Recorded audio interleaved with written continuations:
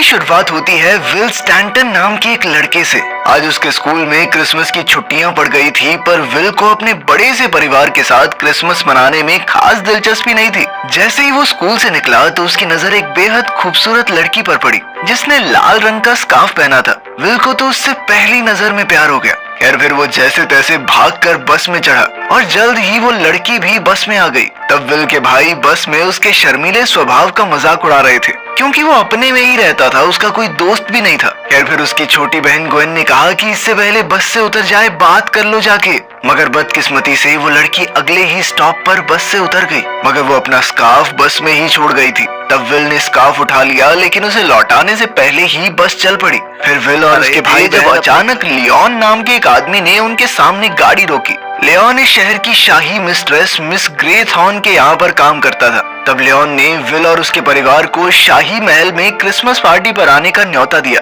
आखिरकार जब विल घर पहुंचा तो उसने देखा कि उसका बड़ा भाई मैक्स भी छुट्टियों में घर आ गया था। मैक्स ने विल के कमरे पर कब्जा कर लिया था, तो अब विल को स्टोर में सोना होगा। 5 बड़े भाई और एक छोटी बहन भी थी। विल के पापा लगता थोड़े रंगीन मिजाज के हैं। खैर उनके पिता जॉन को इस शहर में लेक्चरर की नौकरी मिल गई थी, इसलिए वो यहाँ रहने लगे थे। साथ ही उसकी माँ एक हाउसवाइफ थी जिसे अपने बड़े से परिवार से बहुत प्यार था। रात को वो सब डिनर करने बैठे तो जॉन ने मैक्स से पूछा कि वो ग्रेजुएशन के लिए कहाँ जाने वाला है। मैक्स ने कहा कि अभी तो मैं इसके बारे में सोच रहा हूँ। इसके बाद विल का मजाक उड़ाने लगे क्योंकि वो आज बस वाली लड़की से बात नहीं कर पाया। खैर अगले दिन डॉसन और जॉर्ज नाम के 2 किसान उनके परिवार के लिए क्रिसमस ट्री लेकर आए। वो दोनों विल को देखकर काफी खुश हुए और उसे जन्मदिन की बधाई दी। फिर उन्होंने कहा कि आज रात तूफान आने वाला है, जबकि बाहर तो आसमान एकदम साफ था। परिवार ने उसे ढेर सारे तोहफे दिए। बाकी सबके गिफ्ट यूं ही बेकार से थे, मगर विल ग्वेन के तोहफे को लेकर काफी उत्सुक था क्योंकि सिर्फ वही विल के लिए सोच समझकर कुछ तोहफा लाई थी। विल ने डिब्बा खोला तो उसमें एक सुंदर सी घड़ी थी। ग्वेन ने खुद उसकी कलाई पर घड़ी बांधी और उसे कोई इच्छा मांगने को कहा। तब विल ने इच्छा मांगी कि वो चाहता है कि यहाँ रात को जब विल की आंख खुली तो उसने देखा कि वहाँ पर बर्फ पड़ रही थी, जिससे वो बेहद खुश हो गया। मगर ठंड ज्यादा होने की वजह से उसे खिड़कियां बंद करनी पड़ी। लेकिन अचानक उसके हाथों में इतनी ताकत आ गई कि उसके आराम से हाथ लगाने के बावजूद भी खिड़कियां टूटने वाली थी। फिर अगले दिन विल एक बस स्टॉप पर था तो उसने देखा बहुत सारे कौवे आकर बैठ गए थे। जल्द ही बस आ गई तो विल उसमें चढ़कर मॉल में पहुंच गया। असल में वो ग्वेन के लिए क्रिसमस का तोहफा खरीदने आया था। जल्द ही उसे एक खूबसूरत पेंडेंट मिला जो उसने ग्वेन के लिए खरीद लिया। इसके बाद विल जैसे ही मॉल से निकलने वाला था तो अचानक 2 पुलिस वालों ने उसे पकड़ लिया। उन्होंने उस पर पेंडेंट चुराने का इल्जाम लगाया और उससे पूछताछ के लिए कमरे में पहुंचे तो विल को एहसास हुआ कि कुछ तो गड़बड़ जरूर है। वहाँ की लाइट्स बार बार बंद हो रही थी और पुलिस वालों का रूप भी बार बार बदल रहा था। तब ऑफिसर्स ने उसे साइन के बारे में जानकारी देने को कहा। अगर विल नहीं जानता था। अचानक ही पुलिस ऑफिसर्स का असली रूप सामने आ गया और उन्होंने विल पर हमला करने की कोशिश की, लेकिन विल उन्हें बड़ी आसानी से धक्का देकर भाग निकला और तब उसे पहली बार अपनी ताकत का एहसास हुआ। अब दोनों पुलिस वाले हाथ धोकर उसके पीछे से बच निकला। उसे अभी भी कुछ समझ नहीं आ रहा था कि आखिर ये सब हो क्या रहा है और ये लोग उसके पीछे क्यों पड़े हैं। विल ने अपने पिता को बताने की कोशिश की कि उसके साथ कुछ अजीबोगरीब चीजें हो रही हैं, मगर उसके पिता और बाकी परिवार ने फिर शाम को विल और उसका परिवार शाही महल में क्रिसमस पार्टी के लिए पहुंचे। तब वही 2 किसान विल के सामने आए और उससे पूछा कि उसे मजा आ रहा है या नहीं। तब विल की नजर अचानक से उसी बस वाली लड़की पर पड़ी, पर तभी जेम्स बीच में आकर उससे बात करने लग गया। ये देखकर विल को बहुत गुस्सा आया, वहाँ से जाने लगा। वहीं दूसरी ओर हम देखते हैं कि लियोन और मिस ग्रेथॉर्न ये सोच रहे थे कि क्या उन्हें विल को उसकी तकदीर के बारे में बता देना चाहिए। इधर विल अकेला जंगल में चल रहा था कि अचानक घोड़े पर बैठा एक आदमी और उसके कुत्ते विल का पीछा करने लगे। विल उसी समय अपनी जान बचाकर तेज था और उसने विल को रोक ही लिया। उस आदमी ने भी विल से साइन के बारे में पूछा, पर विल नहीं जानता था कि वो किस बारे में बात कर रहा है। पर तभी अचानक लियोन और मिस ग्रेथॉर्न वहाँ आ गए और उन्होंने उस राइडर को विल को अकेला छोड़ देने को कहा। अब राइडर वहाँ से जाने लगा, लेकिन जाते हुए उसने कहा कि कुछ ही दिनों में उसे अपनी शक्तियाँ वापस मिल जाएंगी और कोई भी जिंदा नहीं बचेगा।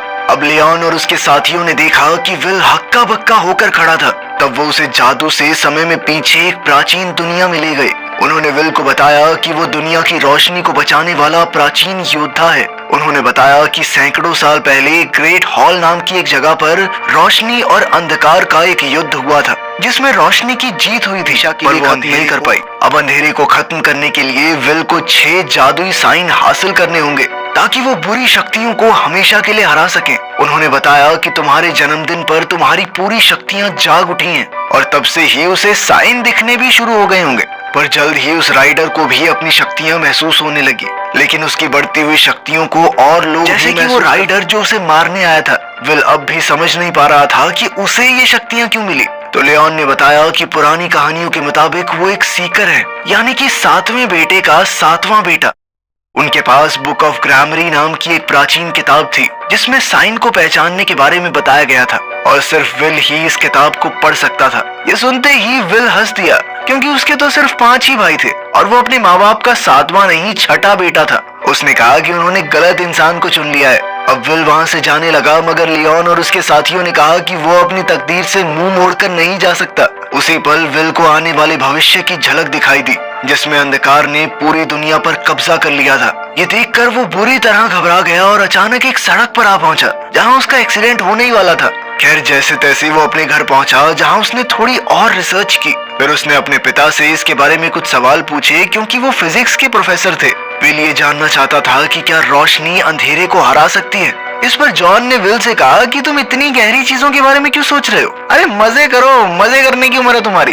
खैर बाद में हम देखते हैं कि विल स्टोर रूम में था जब उसने एक ड्रॉर खोला और वो अचानक फिसलकर नीचे गिर गया जिससे उसके पैर में चोट लग गई। तब मैरी ने उसकी मरहम पट्टी के लिए एक डॉक्टर को बुलाया। उस समय विल कुछ पीने जा रहा था, पर फिर जैसे ही उसने डॉक्टर की आवाज सुनी तो वो समझ गया कि ये डॉक्टर नहीं बल्कि वही राइडर है जो अपने कुत्तों के साथ उसे मारने आया था। अब डॉक्टर ने मैरी को दूसरे कमरे में कुछ सामान लेने भेज दिया ताकि वो खुद विल के साथ अकेले में बातचीत कर सके। डॉक्टर ने उसका पैर छूते ही उसे ठीक कर दिया और कहा कि अगर विल उसे साइन की जानकारी देगा तो डॉक्टर से कुछ भी मांग सकता है। इसके बाद डॉक्टर ने अपने जादू से विल के पैर को जबरदस्त दर्द दिया और उसे धमकाकर कहा कि अगर वो प्राचीन योद्धाओं से मिल गया तो राइडर उसे और उसके परिवार को मार डालेगा। फिर जैसे ही मैरी कमरे में वापस आई तो डॉक्टर विल को इस दर्द में छोड़कर उठ गया और कहा कि अभी उसे ठीक होने में कुछ दिन और लगेंगे। इसके बाद विल एक बार फिर से स्टोर में पहुंचा जहां उसे 2 जुड़वा बच्चों की तस्वीर मिली। वो इस तस्वीर को लेकर अपनी माँ मैरी के पास पहुंचा तो मैरी ने बताया कि विल का एक जुड़वा भाई भी था जिसका नाम था टॉम। जब विल और उसका भाई महज 2 हफ्तों के थे तो अचानक बाहर जोरदार तूफान आया जिससे दोनों बच्चे रोने लगे। तब मैरी विल को उठाकर नीचे के कमरे में आई और जॉन को टॉम को साथ लेकर आने को कहा। उस वक्त जॉन अपनी थीसिस पर काम कर रहा था तो वो 1 मिनट बाद टॉम के कमरे में गया, पर बदकिस्मती से टॉम वहाँ था ही नहीं। उन्होंने टॉम को ढूंढने की खूब कोशिश की लेकिन उस दिन के बाद टॉम उन्हें कहीं नहीं मिला। इस हादसे से जॉन को इतना गहरा सदमा लगा कि उसने अपनी थीसिस लिखनी ही बंद कर दी और डिप्रेशन में चला गया। ये सुनकर विल को एहसास हुआ कि दुनिया पर बहुत भारी खतरा मंडरा रहा है, इसलिए उसने प्राचीन योद्धाओं से हाथ मिलाने का फैसला कर लिया। उसने प्राचीन किताब पढ़ी तो उसे एहसास हुआ कि उसके पास कई सारी शक्तियां थी। जैसे वो रोशनी के साइन को पहचान सकता था, किसी भी चीज को अपने दिमाग की शक्ति से हिला सकता था, वो समय में आगे पीछे भी जा सकता था और साथ ही उसके शरीर में जबरदस्त ताकत आ चुकी थी। इसके अलावा वो चाहे तो अपने हाथों से आग बरसा सकता है। मगर विल को सुपरमैन की तरह उड़ना था, मगर उसके पास वो पावर नहीं थी तो वो थोड़ा निराश हो गया। खैर फिर लियोन ने विल को उसकी शक्तियों का इस्तेमाल करना सिखाया। उस समय विल को दिखाई दिया कि पहला साइन उस पेंडेंट में था जो उसने ग्वेन को तोहफे में दिया था। इसके बाद उसे दूसरा साइन भी दिखाई दिया, पर उसके लिए उसे बाकी योद्धाओं के साथ समय में पीछे जाना होगा। जैसे ही वो इस अजीबोगरीब दुनिया में पहुंचे तो अचानक एक बूढ़ी औरत ने उन पर जहरीले सांपों से हमला कर दिया जिन्होंने उन सबको तुरंत जकड़ लिया। पर विल ने अपनी ताकत से उनके चंगुल से छूटकर दूसरा साइन भी हासिल कर लिया, जिसकी मदद से वो अपनी टीम के साथ वापस चर्च में आ पहुंचा। फिर लियोन से बात करके विल को पता चला कि थॉमस नाम का उसका एक पूर्वज था जिसने इन जादुई साइंस को बनाया था। उसने बताया कि 6ठा साइन कभी किसी को नहीं मिला क्योंकि असल में वो कभी छुपाया ही नहीं गया। पर लियोन ने कहा कि तुम उसी के परिवार के हो, तुम ढूंढ सकते हो। फिर उस रात हम देखते हैं कि राइडर एक रहस्यमयी आदमी से मिला। उसने राइडर से कहा कि उसकी काली शक्तियां दिन प दिन बढ़ती जा रही हैं। पर दूसरी ओर विल को भी 2 साइंस मिल चुके हैं, यानी वो भी ताकतवर होता जा रहा है। तब राइडर ने इस आदमी को सारे साइंस लेकर आने को कहा और बदले में उसे इनाम देने का वादा किया। वहीं दूसरी तरफ विल अपने परिवार के साथ डिनर करने बैठा तो जेम्स वहां आ गया। वो अपने साथ मैगी को भी लाया था। ये वही लड़की थी जिसे विल शुरुआत से पसंद करता है। जब विल को ये पता चला कि वो दोनों अब साथ आ चुके हैं तो विल को काफी दुख हुआ। खैर कुछ देर बाद मैगी विल के पास गई और कहा कि उसके पास भी अद्भुत शक्तियां हैं। फिर उसने विल को नमक के दानों से एक साइन बनाकर दिखाया। बाद में डिनर के बाद विल ने भी मैगी को अपनी शक्तियों का नमूना दिखाया